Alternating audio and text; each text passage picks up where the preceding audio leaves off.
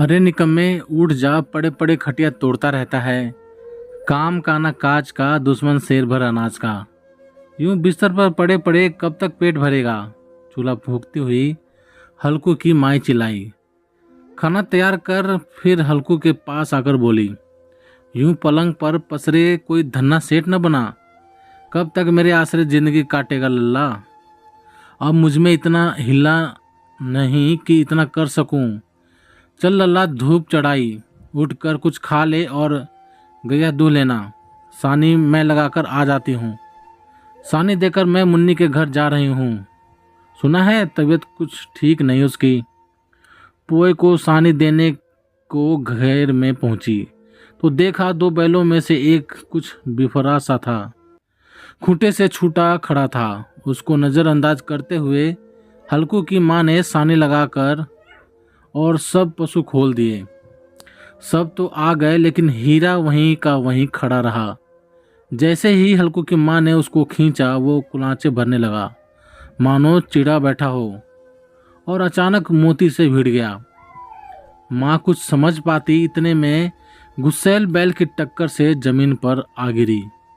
बैल तो कुछ देर में शांत हो गए, परंतु हल्कू की माँ में हलचल बंद हो चुकी थी।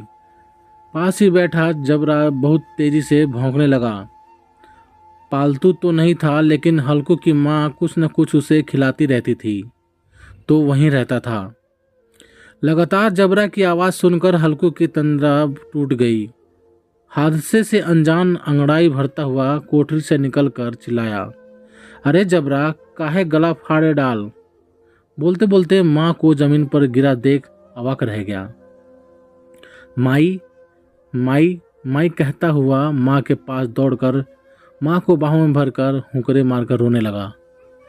कुछ हल्का सा होश में आई माँ बुदबुदाई, हल्कू ध्यान रख ना, बैल भूखे थे तभी बिगड़ गए रे। अल्लाह लल्ला, आलस ना करियो।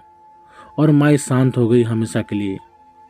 गांव में खबर फैलते ही सब हल्कू से मिलने पहुँचे, लेकिन सब उसे ही कोस रहे थे, तरस खा रहे थे तो बस माँ पर। हल्कू सर झुकाए माथा पकड़े चुप्पी साधे सब सुन रहा था।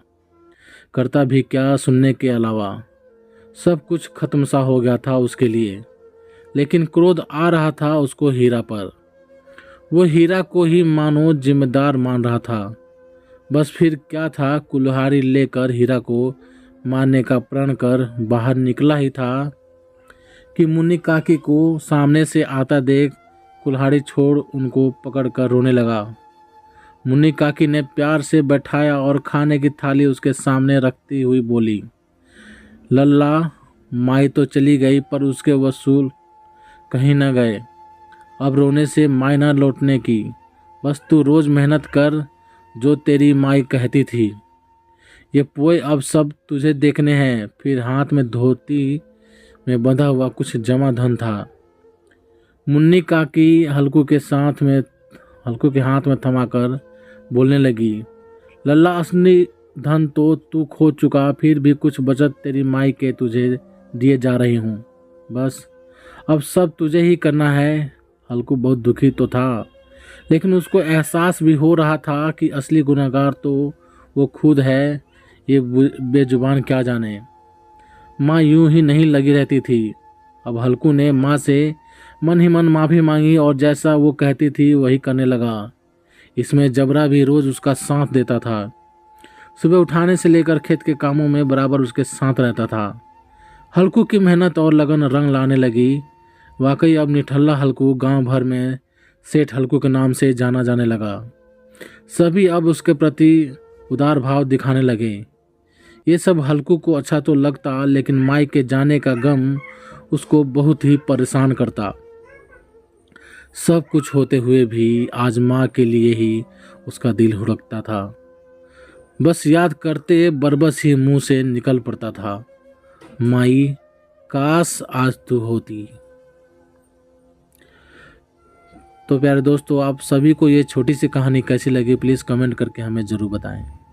यदि ये कहानी आप सभी को पसंद आई हो तो लाइक करें, शेयर करें, और चैनल पर नए हो तो चैनल को सब्सक्राइब भी ज़रूर करें। चलिए दोस्तों, मिलते हैं आप सभी से एक और नई कहानी के साथ। तब तक लिए जय हिंद, वंदे मातरम।